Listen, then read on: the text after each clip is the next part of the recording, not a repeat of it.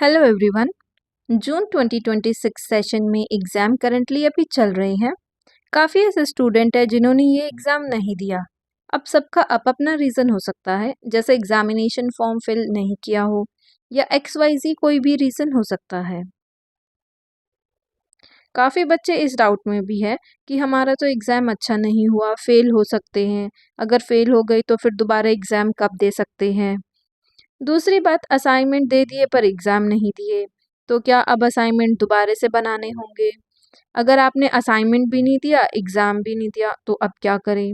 चलिए आज हम इन्हीं सब चीज़ों को लेकर इस वीडियो में डिस्कस करते हैं।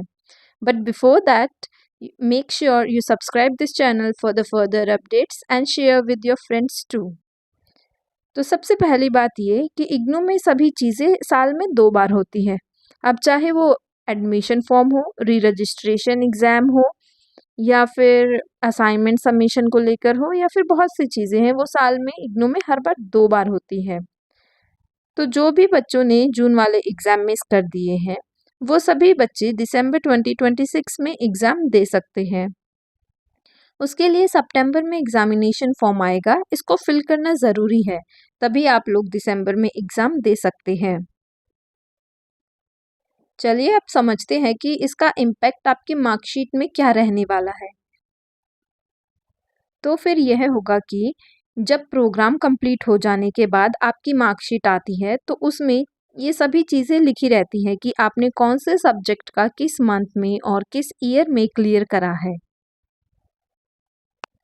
अब दूसरी बात हमारे असाइनमेंट की आती है कि बहुत से बच्चों ने असाइनमेंट तो सबमिट कर दिया पर एग्ज़ाम नहीं दिया। तो अब क्या मुझे असाइनमेंट दोबारा से सबमिट करने होंगे?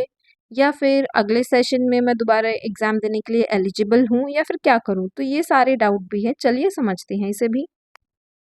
अगर आप सभी बच्चों ने असाइनमेंट सबमिट कर दिए पर एग्ज़ाम नहीं दिए, तो आप सभी को अब दोबारा से असाइनमेंट सबमिट करने की ज़रूरत बिल्कुल भी नहीं है।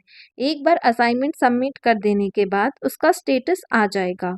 आपको दोबारा से असाइनमेंट सबमिट करने की ज़रूरत नहीं है।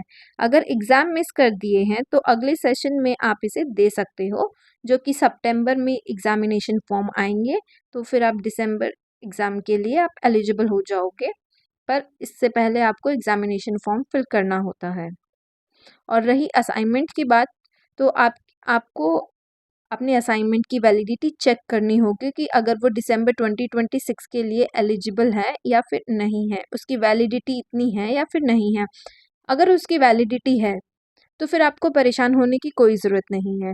अगर उसकी वैलिडिटी 2027 की है, मैं जून वाले बच्चों के लिए बात कर रही हूँ जिन्होंने जून 2026 में असाइनमेंट नहीं दिए हैं या फिर दे दिए हैं और फिर एग्ज़ाम नहीं दिए हैं।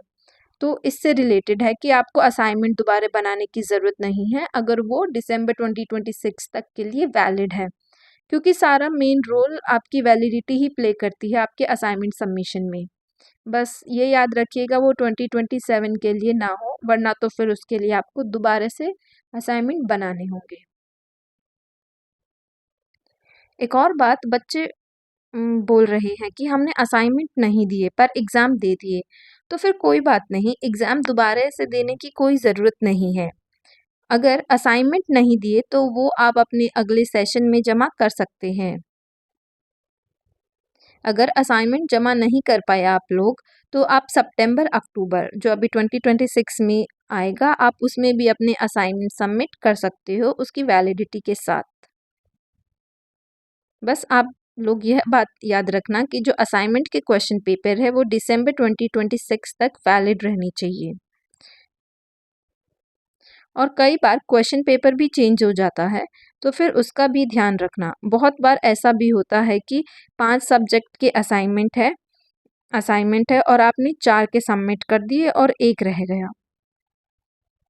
तो फिर आप उस एक असाइनमेंट को अपने अगले सेशन में भी दे सकते हो, लेकिन वैलिडिटी चेक कर लेना, वो वैलिड होना चाहिए।